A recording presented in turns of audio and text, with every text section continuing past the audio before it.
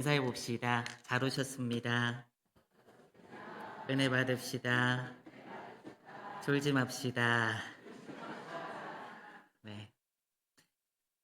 어, 올해 첫 시작하면서 시작하기 전에 담임 목사님이 작년에 이제 교육부서 대대적인 변동을 해 주셨죠. 그래서 이제 교역자들이 다 이동을 했습니다. 저는 다 너무나 우리 성도님들이 사랑하시는 중등부를 맡게 되었습니다. 참 좋더라고요. 그 얘기를 듣는데요. '아 앞으로 할 일이 참 많겠구나.' 참 좋더라고요. 어 참 고민이 많이 됐습니다. 저희 인제 첫째 아들이 있기도 하고 또 그리고 이제 중등부 애들이랑 '아 얘네들이랑 어떤 접촉점을 가질까.' 이렇게 고민이 많이 됐습니다. 우리 강도사님이 너무 열심히 하셔서 우리 중등부 아이들 뭐 예배 잘 드리게 하고 또 많이 부흥하고 성장하는 그 공동체를 어떻게 또 바톤 터치 받아 가지고 해 나갈 수 있을까 고민이 참 많이 됐어요. 어 물론 이전 교회에서 제가 이제 중고등부 이제 같이 거기 있었던 그 부서 같이 있었거든요, 이전 교회에서는요. 그래서 한 2년 정도 제가 사역을 거기서도 한번 해 봤습니다. 근데 이제 그때랑은 상황이 달라요. 거기는 이제 고등부랑 같이 있었고 제가 2년 정도 지도를 해 보니까 이 중등부 애들은 귀를 우선 닫고 고개 숙이고 말씀을 잘 안 듣는데 고등부 애들은 그래도 관심 있는 애들은 좀 이렇게 듣고 이렇게 관심을 보이고 눈이 반짝반짝하는 게 보이니까 그 아이들 보면서 말씀을 전했던 기억이 났어요. 근데 이제 우리 교회는 순수하게 이제 외계인 같은 우리 중등부 애들만 딱 있는 그런 자리였습니다. 그래서 우리 첫 회의를 하는데 이제 어 집사님 중 한 분이 우리 선생님분 중에 한 분이 얘기를 하더라고요. "목사님 예배를 드리실 때 놀라지 마시라고." 저한테 얘기를 하시더라고요. "우리 아이들이 어 말씀을 잘 안 듣습니다 기본적으로. 그런데 다 들어요. 안 들 그러니까 상처받지 마시라고 저한테 얘기를 하시더라고요. 물론 이제 제가 이 강단에 이제 많이 서 보고 이제 말씀 이렇게 많이 같이 나누는 어떤 공동체에 같이 있다 보면은 그런 일들이 부지기수기 때문에 막 그런 일들 벌어지고 막 옆에서 막 떠들어도 막 전하기도 해요. 그래서 이제 어려움 그것 때문에 어려움을 겪지는 않았는데 처음에 중등부 딱 맡으면서 첫 예배를 드리기 전부터 문제가 생기기 시작했어요. 먼저는 교사가 거의 없었던 거예요 다. 있었던 교사들도 다 뭐 이제 그만하시는 선생님도 있고 이동하시는 선생님도 있고 하다 보니까 처음에는 3 명밖에 없으시더라고요. 그래서 고민이 많이 됐어요. 근데 이제 목사님께도 말씀드리고 부장 그 우리 교육국 담당하신 장로님께도 말씀드리고 또 선생님들이랑 열심히 이제 찾아봐 가지고 이렇게, 이렇게 하다 보니까 그래도 지금은 반을 다 꾸리고 이렇게 인사도 하고 이럴 정도가 갖춰졌습니다. 근데 그럼에도 불구하고 아직 이제 찬양을 좀 구상하는 예배가 있으니까 찬양을 좀 앞에서 인도해 주시고 그리고 더욱더 심각한 건 반주자가 지금 없어요. 여기 지금 오후 반주 수고해 주신 우리 손승희 집사님이 이제 당분간 한 1-2월 달 정도까지는 임시로 와서 이제 반주를 해 주시겠다고 했는데 이제 한 달 정도밖에 남지 않았습니다, 길어도. 그래서 여러분들 중에서 혹시 마음에 감동이 있으시거나 반주를 좀 가능하다, 좀 연습해서 할 수 있다 그러면은 좀 자원해 주시기를 부탁드리겠습니다. 그래서 중등부 예배가 잘 세워질 수 있도록 여러분들 좀 함께 해 주시기를 주님의 이름으로 부탁드립니다. 아멘 하셨어요? 지금요? 예. 감사드립니다. 어쨌든 이런 얘기를 하려고 한 건 아닌데 선생님들이 중등부 아이들 얘기를 많이 하셨어요. 그래서 어 아이들이 반응을 잘 안 하고 말씀 듣는데 좀 무관심하다. 그러니까 그냥 감안하셔라. 그렇게 얘기를 했습니다. 그래서 인제 첫 예배를 드리는데 그 예배 가운데 아이들이 그래도 박수를 막 치더라고요, 예배 시간에 찬양할 때. 그리고 말씀도 제가 생각하는 것만큼 아주 심각하진 않고 그래도 말씀을 곧잘 들어 줘서 감사하게 예배드리고 있습니다. 첫 예배를 드리고 제 마음속에 하나 좀 목표가 생겼어요. 그건 뭐냐면은 중등부를 예배를 이제 아이들이 예배를 부모님 따라서 드리니 와서 드리는 게 아니라 드리고 싶어 하는 그런 예배를 드리는 공동체가 돼야 되겠구나 하는 그런 소망을 주셨어요. 그래서 우리 공동체가 그렇게 가려고 하는데 여러분 기도 많이 해 주시기를 주님의 이름으로 부탁드립니다. 그런데 아이들이 원래 이렇게 반응을 잘 안 하고 무관심하고 안 듣고 하는 때잖아요. 그렇다면 그 틈을 파고들어서 예배를 잘 드리게 해야 되는 게 교육자로서 또 교사들로서의 그런 역할이기도 한 것입니다. 그것은 이제 저랑 우리 교사들이 같이 고민해야 될 부분이죠. 어 그것이 바로 우리에게 오신 주님의 모습이기 때문이에요. 주님의 모습이기 때문이에요. 사실 오늘 말씀을 전하면서도 지난해 이제 우리 교회가 이제 전도라는 그런 포커스를 맞춰서 이제 목사님께서 이제 지난해 우리가 함께 목사님께서 세워 주셔서 같이 달려왔습니다. 근데 우리 제가 그래서 저도 이제 전도라는 주제를 가지고 설교를 했는데 올해 첫 설교 말씀을 전도로 하기가 좀 그랬던 거예요. 근데 이제 제가 이제 첫 설교 주제를 또 내용을 전도로 해서 한 이유는 무엇이냐면은 바로 예수님을 닮자라는 목사님의 표어 때문에 이렇게 잡게 되었어요. 왜냐하면 예수님께서 이 세상에 오셔서 우리에게 복음으로 오시고 말씀을 전하시고 그 사역을 하신 것이 바로 우리가 전도하는 모습이랑 똑같기 때문이에요. 그래서 제가 전도라는 주제를 해도 되겠구나 생각해서 오늘 이 시간 말씀을 나누려고 합니다.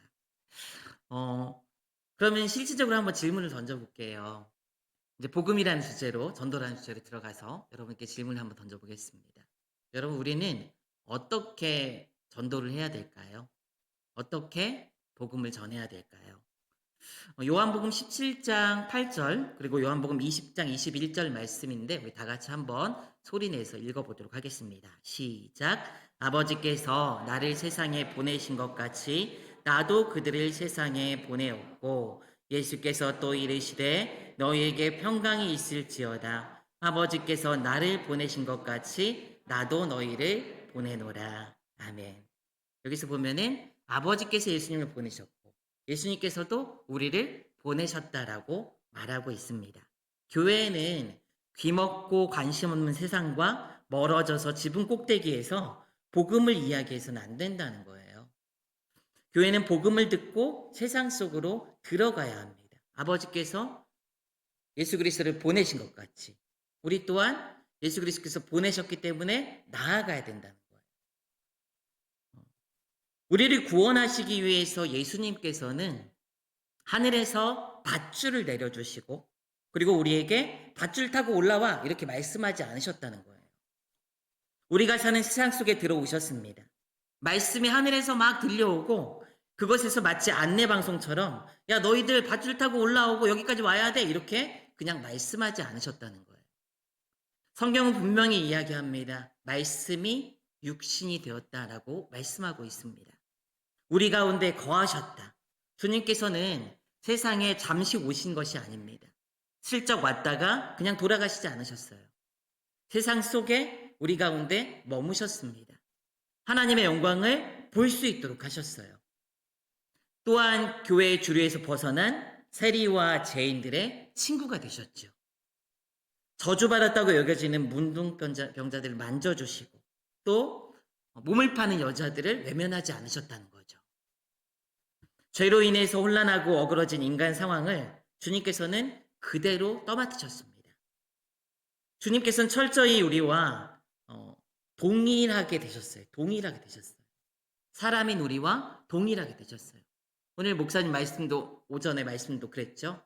혈과 육을 그대로 믿고 우리 가운데 함께 거하셨어요. 주님께서는 오셔서 그대로 스스로 육신이 되신 주님께서는 죽음을 통해서 죄로 삼으신 바 되시고 또 그리고 저주를 받은 바 되셨습니다. 우리 한번 이 부분 말씀 한번 읽어보겠습니다. 고린도후서 5장 21절, 갈라디아서 3장 13절 말씀인데 이어서 한번 읽어볼게요. 시작. 하나님이 죄를 알지도 못하신 이를 우리를 대신하여 죄로 삼으신 것은 우리로 하여금 그 안에서 하나님의 의가 되게 하려 하심이라. 갈라디아서입니다. 시작. 그리스도께서 우리를 위하여 저주를 받은 바 되사 율법의 저주에서 우리를 속량하셨으니 기록된 바 나무에 달린 자마다 저주 아래 있는 자라 하였습니다. 아멘. 주님께서는요 우리에게 가라고 말씀하실 때에 바로 주님께서 우리의 육신을 입으신 것처럼 자신의 교회도 세상 속에서 세속 세상을 옷 입도록 부르신 거예요. 주님께서 우리로 하여금 세상의 세속을 옷 입도록 부르신 거예요. 이것은 여러분들 세속화되라는 것을 얘기하는 게 아니에요. 그 가운데 우리도 나아가야 된다는 것을 말씀하고 있습니다. 우리 이 말씀 읽은 대로 우리를 대신해서 주님께서는 죄로 삼은 것이에요, 자신을. 그리고 또 우리를 위해서 저주를 받으셨어요. 십자가에서 저주를 받으셨어요. 우리를 위해서. 그렇지 않다면 우리는 성육신하신 그리스도를 알지 못하는 것입니다. 우리가 나가지 않는다면. 주님께서 세상에 오셔서 완전히 동일하신 것처럼 우리는 세상 속으로 파고 들어가야 되는 거예요. 불신자들과 섞이기 위해 죄인과 친구가 되기 위해서 우리는 나가야 되는 것입니다. 오늘날 교회의 가장 큰 문제점 중에 하나가 그겁니다. 세상을 향한 성육신 하지 않아요, 우리는. 예수님께서 우리를 구원하시기 위해서 성육신 하셔서 우리를 구원하셨는데 우리는 세상을 향해서 성육신하는 노력을 하지 않는다는 거예요. 교회는 세상과 너무 동떨어져 있습니다. 믿음이 좋아지면서 세상 친구들과의 관계가 끊어지고, 그리고 이전에는 자연스러운 현상이라고 이걸 생각하기도 했어요, 저도요. 근데 믿음의 사람과 교제가 편하고 좋으니까 교회 안으로 자연스럽게 막 들어와요, 우리가. 그러면서 밖으로 향해서 나가는 거를 게을리 한다는 거예요. 왜냐면 여기가 편하니까요. 좋으니까. 근데 밖을 향해서 나가면 우리가 뭔가 헌신해야 되고, 그 다음에 뭔가 노력해야 되고, 애써야 되고, 그러니까 나가려고 하지 않는다는 거예요. 오히려 이렇게 나가지 않는 모습은요, 자연스러운 현상이라기보다는 영적인 게으름이라고 이야기해야 될 것 같습니다. 교회는 세상에 나가야 돼요. 더 많은 세상의 사람들도 알아야 하고 진실하게 그들 속에 파고들어야 됩니다. 우리는. 흔히 대부분의 사람은 최소한 세상과 3가지 이상의 접촉점이 있습니다. 직장, 이웃, 그리고 자신의 관심 그룹. 이런 3가지 이상의 접촉점들이 있습니다. 우리가 세상을 향해 나아갈 수 있는, 접촉할 수 있는 기회를 우리는 환영을 해야 돼요. 교회에 있는 이 편한 자리에만 머물려고 하는 게 아니라 접촉할 수 있는 그 기회를 환영해야 된다는 거예요. 우리가 가야 할 세상은 먼 나라가 아닙니다. 하나님을 부정하고 하나님을 알지 못하는 세상 속으로, 그 사람들 속으로 우리가 나아가야 됩니다. 우리가 하나님을 알지 못하고 경외하지 않는 이 사람들 사이에 있을 때가 있어요. 그때가 바로 그리스도께서 우리를 세상으로 보내신 때라는 사실을 여러분 반드시 기억하시기를 주님의 이름 부탁드립니다. 세상은 저마다 다르죠. 거리일 수도 있고요. 회사 사무실, 학교, 병원, 또 공장, 가정일 수도 있습니다. 그리고 이 세상에서 우리는 사람들을 사랑하고 섬기며 순수하고 희생적인 삶을 살도록 부름받은 거예요. 그리스도를 증거할 가장 좋은 환경이 바로 세상인 것입니다. 사랑하는 여러분, 혹시 여러분들이 살아가는 삶의 그 자리는 어디입니까? 여러분들이 많은 시간 만나고 있는 사람들이 누구입니까? 교회와 믿음의 사람들과의 만남, 그것만이 전부는 혹시 아닌지 한번 잘 돌아보시길 바랍니다.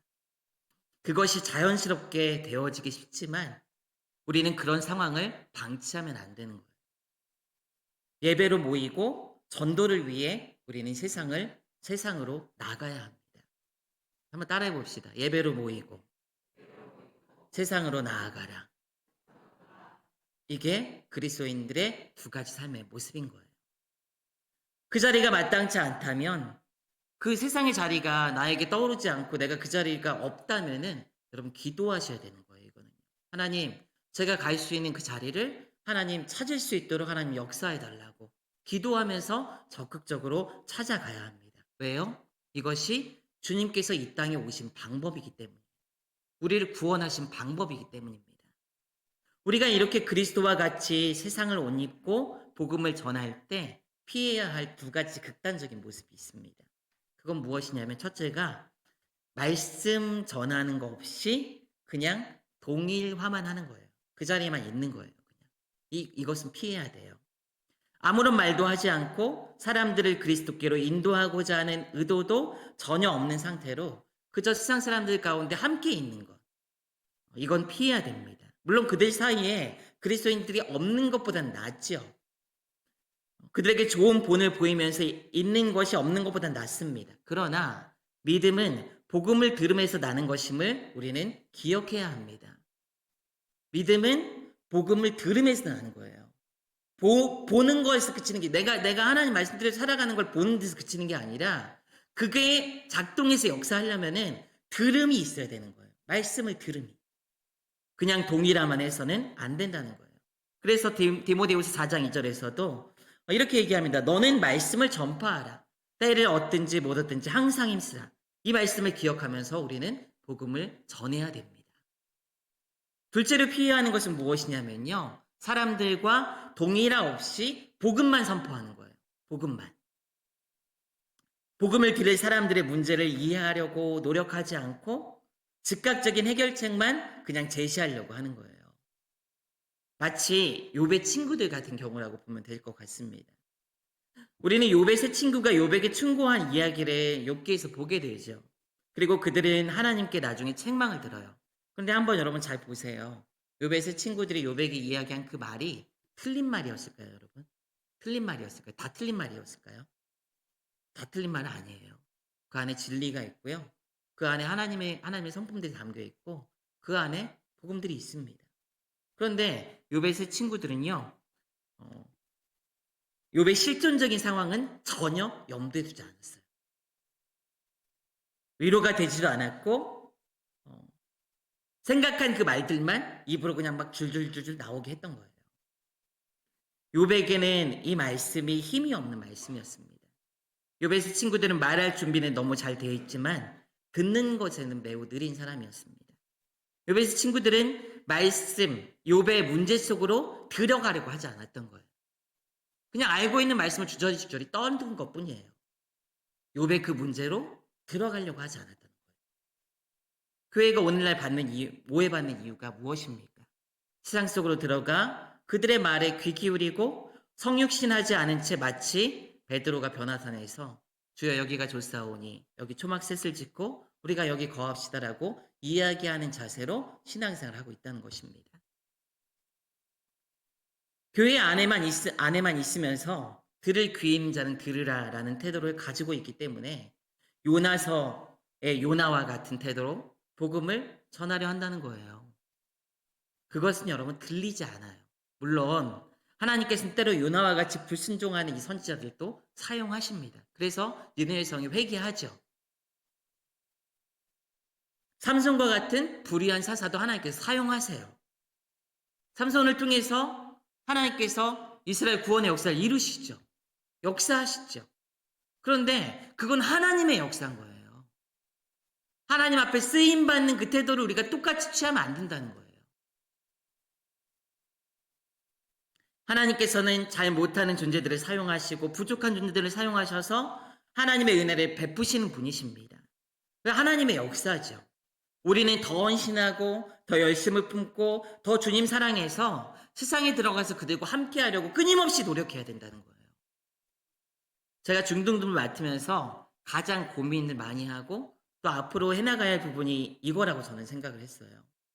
아이들에게 들리는 설교, 그리고 아이들이 들을 수 있고 아이들이 집중할 수 있게 말씀을 전해야 되겠구나, 이런 고민을 많이 했어요.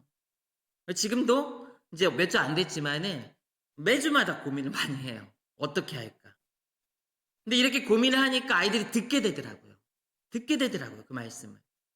귀 닫고 있는 애들이 눈을 떠요. 엎드려 있는 애들이 등을 핍니다. 그리고 반응을 하더라고요. 아무리 좋은 것을 담고 있고 몸에 좋다고 해서 몸에 좋다고 해도 먹을 수 없을 정도로 형편없이 제공되는 음식은 도태되고 팔리지 않습니다. 말씀도 그래요. 복음도 그렇습니다. 가장 귀한 것이라면은요, 가장 좋은 것이라면은 그것을 들을 수 있게, 먹을 수 있게 우리는 해나가야 되는 거예요. 그게 사역자로서의 저의 의무입니다. 제가 해야 되는 것이고요. 그것이 주님이 우리에게 복음으로 오신 방법이기 때문입니다. 중세시대의 캔터베리 대감독 중에 한 명이 이렇게 말했어요. 우리는 애정 어린 동정심을 가지고 밖으로 나아가서 의심하는 자들의 의심 속에, 의문을 지닌 사람들의 질문 속에, 갈 길을 잃은 사람들의 고독 속에 우리 자신을 던져야 합니다. 이렇게 말했다고 합니다. 이 말을 우리는 기억하기를 원합니다. 그러면 이제 우리는 이렇게 복음을 가지고 세상에 들어갈 때 주의해야 될 것이 있는데 그거 한번 살펴볼 필요가 있습니다. 첫째는요, 세상에 나아가지만 여러분 동일화해야 되지만은 그 가운데 함께 있어야 되지만요, 구별돼야 되는 거예요. 그 가운데서. 교회가 세상 속으로 들어가 동일화하는 것은 굉장히 중요합니다. 반드시 해야 돼요. 꼭 필요하고 해야 합니다. 그렇지만 그렇게 세상과 동일화하는 가운데 우리는 교회가 교회이기 때문에, 우리가 성도이기 때문에, 하나님의 자녀이기 때문에 절대로 포기하면 안 되는 게 있어요. 동일화되는 것을 포기하면 안 돼요. 혼돈하면 안 돼요. 누가복음 14장 34절부터 35절까지 말씀을 한번 읽어보도록 하겠습니다. 시작. 소금이 좋은 것이나 소금도 만일 그 맛을 잃으면 무엇으로 짜게 하리요. 땅에도 거름에도 쓸데없어 내버리느니라. 들을 귀가 있는 자는 들을지어다. 아멘. 그리스도인들은 죄인들의 친구여야 하지만 동시에 죄에서 떠나야 합니다. 죄인들의 친구가 되어야 되지만은요, 죄에서는 떠나야 되는 거예요. 세상이 죄인처럼 살면 우리를 그냥 비웃고 가볍게 여깁니다. 왜냐하면 세상이 이런 태도를 취하기 때문이에요. 누가복음 7장 34절입니다. 함께 읽습니다. 시작. 인자는 와서 먹고 마심에 너희 말이 보라 먹기를 탐하고 포도주를 즐기는 사람이요 세리와 죄인의 친구로다 하니라. 여러분, 이게 세상이 주님께 가졌던 그런 자세였던 거예요. 주님도 이렇게 평가를 했어요. 근데 그 가운데서 그들하고 똑같이 지내요. 그냥 그것만 있어요. 그러면은 우리를 더 안 좋게 보지 않겠어요, 여러분? 세상이 그렇게 볼 수밖에 없는 거예요. 그리스도인들은 구별돼야 돼요. 세상 가운데 있어야 되지만 구별돼야 돼요. 왜냐하면 원래 우리의 주님께서 거룩하고 의로운 분이시기 때문에 원래. 히브리서 7장 26절 말씀입니다. 한번 읽어보겠습니다. 시작. 이러한 대제사장은 우리에게 합당하니 거룩하고 악이 없고 더러움이 없고 죄인에게서 떠나 계시고 하늘보다 높이 되시니라. 주님이 어떤 분이세요? 거룩하고 악이 없고 더러움이 없고 죄인에게서 떠나 계시고 하늘보다 높이 되신 분이다. 완전히 구별되신 분이세요, 세상과. 우리가 세상 가운데 있어야 되지만은 세상 가운데 있어야 되지만 죄에서는 떠나야 되는 거예요. 그래서 우리는 세상 속에 있지만 동시에 세상에 속하지 말아야 합니다. 이것을 존 스토트 목사님은 뭐라고 표현했냐면요, 거룩한 세속성이라고 표현했어요. 세속성인데 거룩하다는 거예요. 그들 가운데 있는데 거룩해야 된다는 거예요. 구별돼야 된다는 거예요. 세상에 있지만 세상에 속하지 않은 자로서 거룩함을 드러낼 때 세상은 우리가 가진 복음에 더 관심을 가지게 되는 줄 여러분 믿으시기 바랍니다. 그것이 복음을 전하는 우리들이 가져야 되는 모습이에요. 복음의 진보를 막는 가장 치명적인 적은 그리스도인들의 일관성 없는 태도입니다.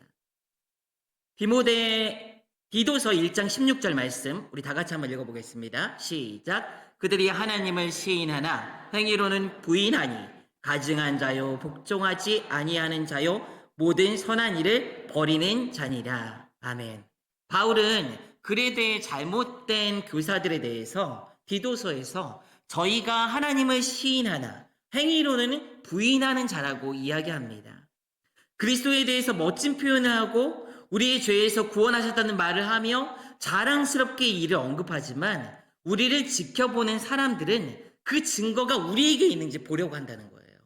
그 증거가. 진짜 너희가 말하는 그 예수 그리스도로 인한 증거가 너희 삶에 있는지 그리스도인이 아닌 다른 사람들은 보고 찾으려고 한다는 거예요. 이는 아주 타당한 이야기가 아닐까요, 여러분? 우리 자녀들도 마찬가지예요. 우리가 하나님에 대해서 교리적으로 이야기를 하고 예배드려야 된다고 하고 멋진 말을 하고 착하게 살아야 된다고 하고 말씀에 순종해야 된다고 이런 멋들어진 설교와 같은 이야기를 한다고 해서 자녀들이 그대로 따라가지 않는다는 거예요. 왜냐하면 자녀들은요, 그 말을 들을 뿐만 아니라 부모의 모습을 보는 거예요.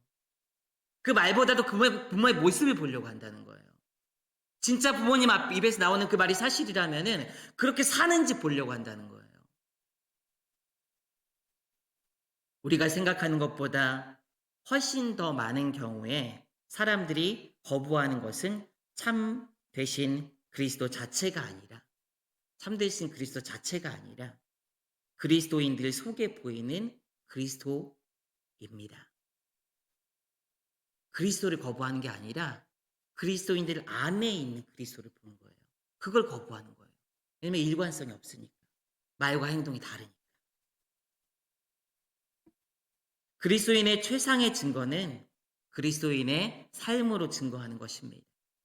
복음이 정말로 믿을 만한 것이라면 그것은 마땅히 열매로 나타나야 되는 줄 여러분 믿으시기 바랍니다.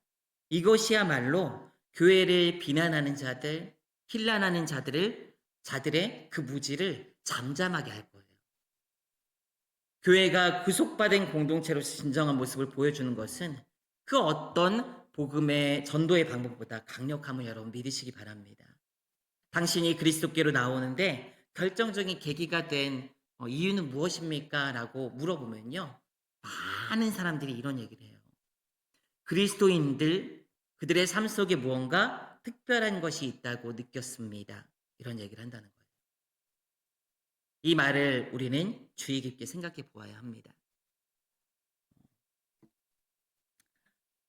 거룩한 세속화를 위해서 우리가 또 한 가지 주의하고 알아야 될 것이 하나 있습니다. 그건 무엇이냐면요, 핍박이 늘 있다는 걸 알아야 돼요. 핍박이 있다는 거 알아야 됩니다.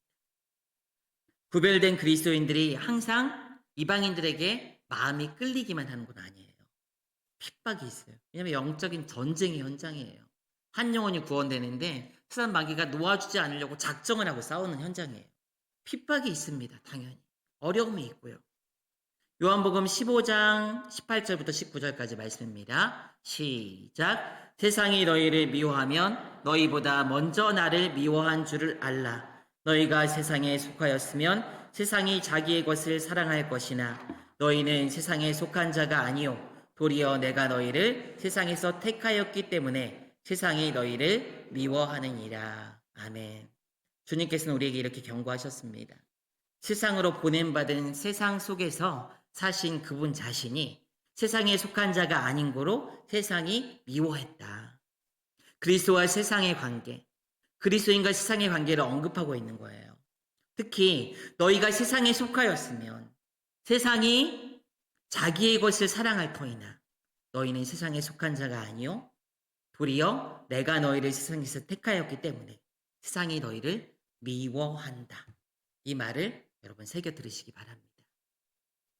세속적이고 죄된 모습으로 미움받는 것이 아니라 그리스도의 복음으로 인한 미움과 어려움은 영적인 이 전투의 현장에서 당연히 있는 일임을 여러분 기억하고 영적으로 마음을 무장할 수 있는 여러분들 되시기를 주님의 이름으로 부탁드립니다.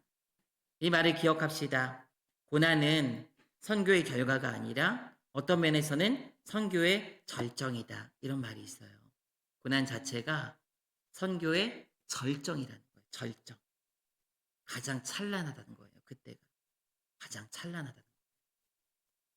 그리스도의 죽음에서 우리는 생명을 받았잖아요. 십자가에서 죽으심으로 말미암아 우리는 구원을 받았잖아요.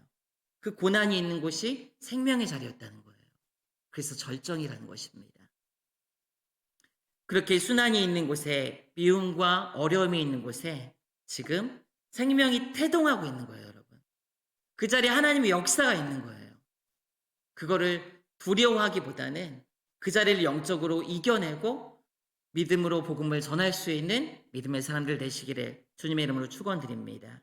그러면 성도들만 이 동일화를 통해서 복음을 전해야 될까요? 그렇지는 않습니다.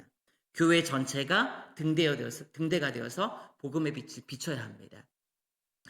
믿음의 교제를 통해서 주님께서는 교회를 선택하셔서 그분의 메시지를 증거하도록 하셨어요. 이 책임은 어떤 교회에도 예외가 될 수 없습니다. 그러면 각 교회가 복음을 전하는 것은 어떻게 할 수 있을까요? 먼저는요, 여러분 교제를 잘 하셔야 돼요. 여러분들 안에 있는 그 믿음의 교제를 잘 하셔야 돼요. 진짜 잘 하셔야 돼요. 교회는 구속받은 죄인들의 모임이며 하나님의 소유된 백성으로 하나님의 사랑을 받아서 그 사랑을 나누는 특징이 배어 있습니다. 교회라는 공동체가 그래요. 사랑을 받아서 사랑을 나누는 게 배어 있는 공동체가 교회의 원래 속성이라는 거예요. 사람들이 그리스도께 끌리는 계기는요, 그리스도인들 개개인의 모험도 있지만은 교회 공동체 안에서 나누어지는 그 사랑에 끌리기도 합니다. 그 사랑에. 구역 모임 안에 누군가가 초대되어가지고 전도되는 경우가 굉장히 많아요. 그 소그룹 안에 누군가가 와가지고 우리가 말씀을 나누고 함께 기도하고 함께 위로하고 함께 같은 곳을 바라보고 나아가는 그 모습에 도전받고 위로받고 회심하는 분들도 굉장히 많다는 거예요.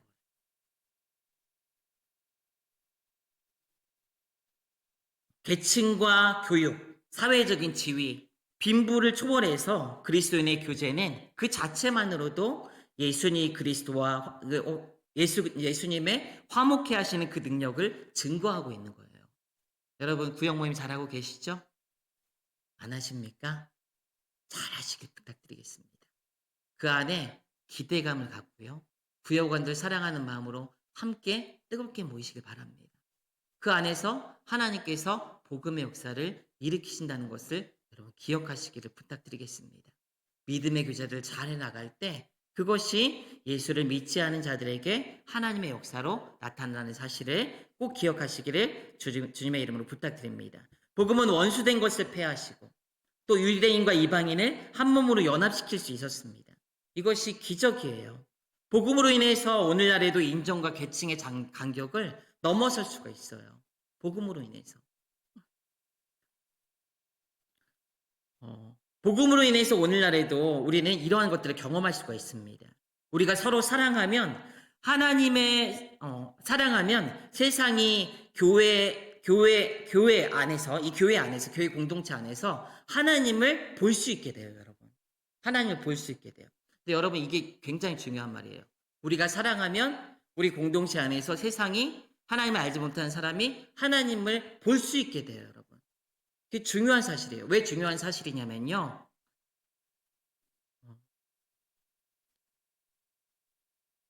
이 거룩한 사랑이 나타날 때 세상을 향해서 그리스도가 증거될 수 있기 때문입니다.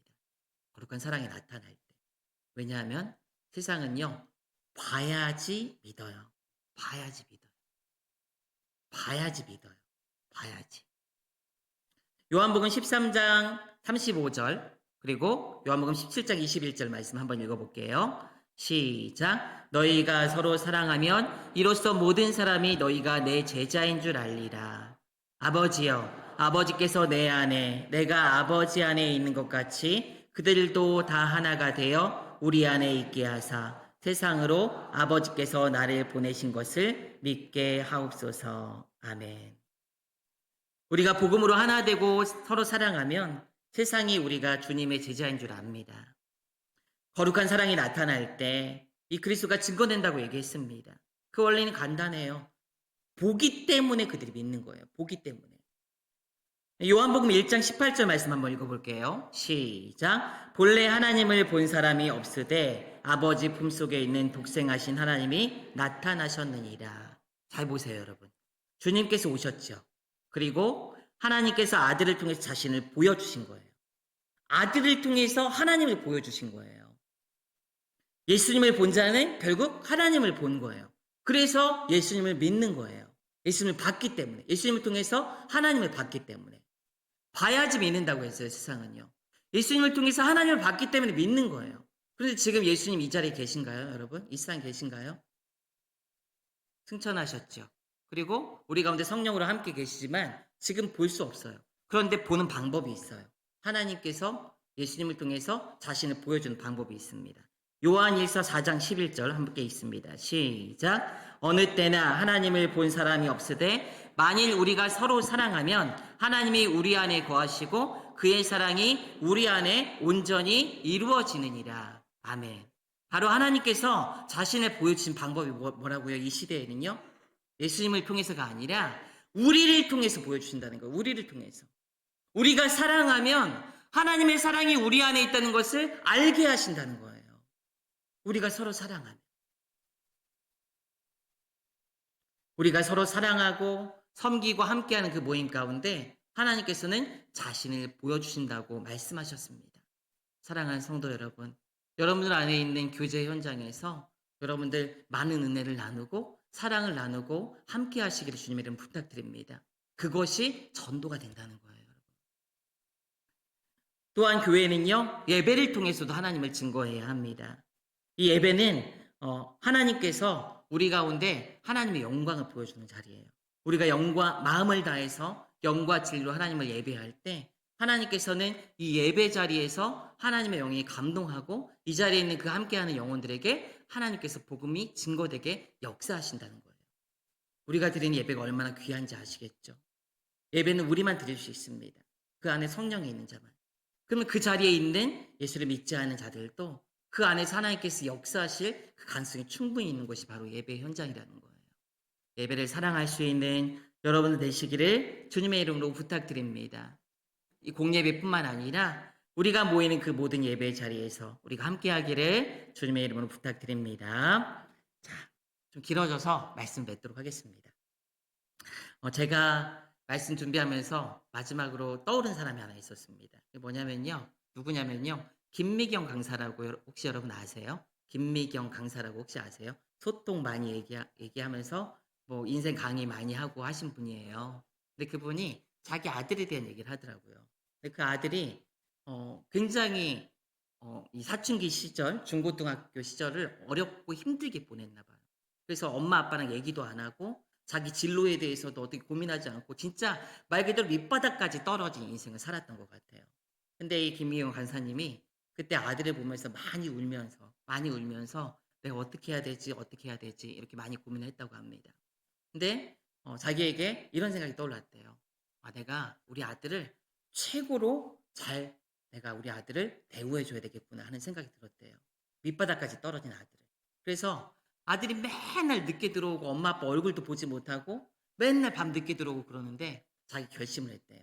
이 아들이 언제 들어오든지 간에 나는 진수성찬을 차려놓고 이 아들에게 밥을 대접해야 되겠다. 그래가지고 새벽 2시에 들어오든지 밤 10시에 들어오든지 항상 진짜 정성스럽게 해가지고 아들을 밥을 차려줬대요. 근데 아들이 처음에는 막 이렇게 막 겸연쩍게 하고 막 부담스러워 하는데 나중에 그 엄마의 그런 모습을 보고 나서 그 안에 감동이 생긴 거예요. 그래서 하고 싶은 게 생기고 학교에 진학을 하게 되고 그리고 그 다음에 쭉쭉쭉쭉 목표가 생겨가지고 해보게 됐다고 얘기하더라고요. 근데 그때 그 강사님이 그런 얘기를 했어요. 아들이 밑바닥까지 떨어졌으니까 엄마인 내가 해야 되는 것은 그 밑바닥까지 내려가야 되는 거다. 그 밑바닥까지 내려가야 되는 거다. 그 밑바닥에 내려가서 아들을 들어올려서 끌어올려야지 된다. 근데 제가 오늘 말씀을 준비하면서 그런 생각이 들어요. 하나님께서 그렇게 우리 가운데 오셨다는 거예요. 하나님께서. 하나님은 아까 말씀드렸다시피 위에서 올라와 이렇게 얘기하지 않으셨어요. 줄잡고 올라와 얘기하지 않으셨어요. 우리 가운데 내려오셔서 우리보다 더 낮은 죄인의 자리까지 내려가셔서 그 자리에서 우리를 위해서 죽으셨습니다. 그 모든 것들을 우리에게 다 주셨어요.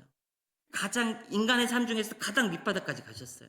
그리고 우리를 끌어올려서 하나님의 자녀가 되는 권세까지 하나님께서 주신 겁니다. 우리가 이 사실을 안다면은 복음을 전하는 우리의 태도가 어떠해야 되는지 우리가 한번 잘 생각해 봐야 될 것입니다. 그들 자리에 내려가서 그리스도와 같이 성육신한다는 그런 마음을 가지고 그들 가운데 함께하면서 하나님의 사랑을 전하고 그들을 섬기고 예수 그리스도를 전할 수 있는 우리 모두가 되시기를 주님의 이름으로 부탁드립니다. 네.